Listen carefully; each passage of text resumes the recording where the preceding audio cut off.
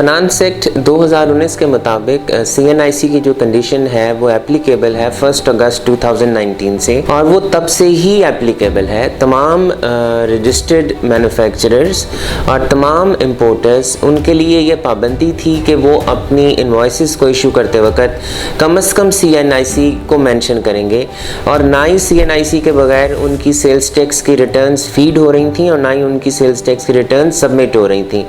तो मेरी ज़ाती राय में तो जो ये कंडीशन थी ये 1 अगस्त से एप्लीकेबल है।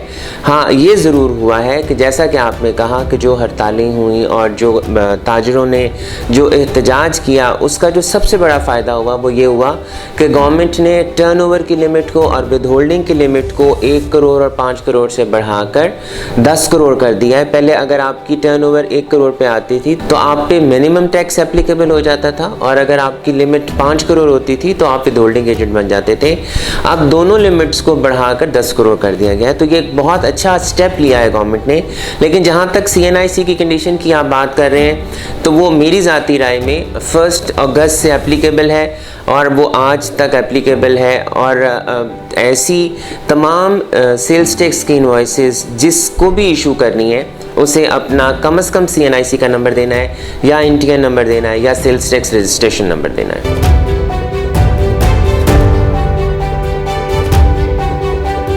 हुआ ये है कि चूँकि हमारा रुपी बहुत ज़्यादा डिवैल्यू हुआ है, हमारा इंटरेस्ट का रेट जो है बैंक्स के वो 13.25 काइबॉर पे है, और अगर आपको बैंक से पैसा लेना है तो अल्टीमेटली आपको 16-17% से कम नहीं मिलेगा।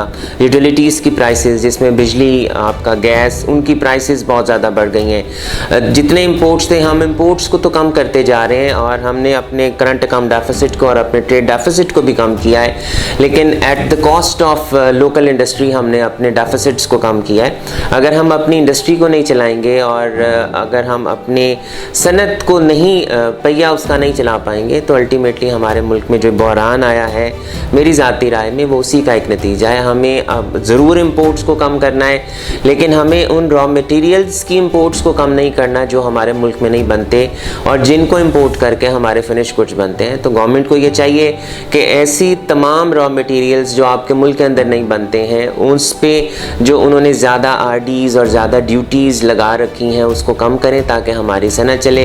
हमारी सनत चलेगी तो अल्टीमेटली इकॉनमी का पहिया चलेगा, रोज़गार मिलेगा, यहाँ पर खुशहाली आएगी, तमाम चीज़ें चलेंगी। लेकिन अगर हम अपनी सनत का पहिया ही रोक देंगे तो जो मसाइल इस वक्त हमारी इकॉनमी हॉल्ट पे आ गई है, शायद हम बहुत जल्दी इस मसले से बाहर ना निकल सकें अगर हमने अपनी लोकल इंडस्ट्री को ना चलाया।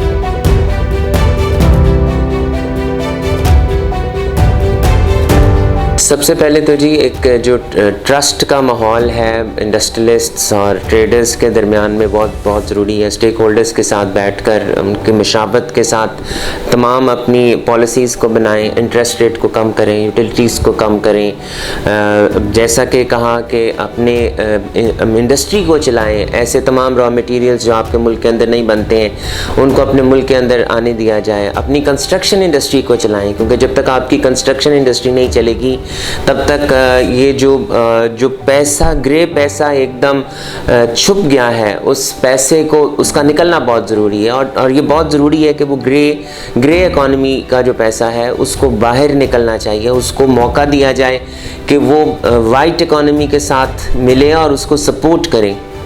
मैं ब्लैक इकॉनमी की बात नहीं कर रहा, ब्लैक के पैसे की बात नहीं कर रहा, लेकिन जो ग्रे का पैसा है उसको बाहर निकलना चाहिए। क्योंकि अगर हम अपनी कंस्ट्रक्शन इंडस्ट्री को चलाते हैं तो उसके साथ तकरीबन 100 से 150 इंडस्ट्रियाँ चलेंगी, अल्टीमेटली नौकरियाँ मिलेंगी। लेकिन अगर हम अपनी एक्सपोर्ट को बढ़ाना चाहते हैं तो जब तक हम अपनी इनपुट कॉस्ट को कम नहीं करेंगे, हम कॉस्ट ऑफ मैन्युफैक्चरिंग को हम कम नहीं करेंगे, तब तक हम ना ही तो अपनी लोकल इंडस्ट्री को चला सकेंगे और ना ही वो प्रोडक्ट्स हम अपनी इंटरनेशनल मार्केट में कम्पीट कर पाएंगे। हमें इनपुट कॉस्ट्स को कम करना है, इंडस्ट्री को चलाना है। सबसे बड़ी हमारी जो प्रायोरिटी है वो इंडस्ट्री को चलाना है। उसके बाद तमाम प्रायोरिटी लिस्ट में आते हैं। हमें ज़राअत को अगर आगे बढ़ाना है तो अल्टीमेटली हम जो वाटर स्केस कंट्री होने के लिए जा रहे हैं, तो वाटर रिजर्वॉयर्स, सबसे पहले तो वाटर रिजर्वॉयर्स बनाने की ज़रूरत है। उसके बाद बिजली जो बनानी है वो पानी से बनाने की ज़रूरत है। तो स्टेप बाय स्टेप इंशाल्लाह अगर हम ट्रैक पे चढ़ जाएंगे और हम अपनी लोकल इंडस्ट्री को चलाने में कामयाब हो जाएंगे तो हम बहुत से मसाइल से निकल जाएंगे।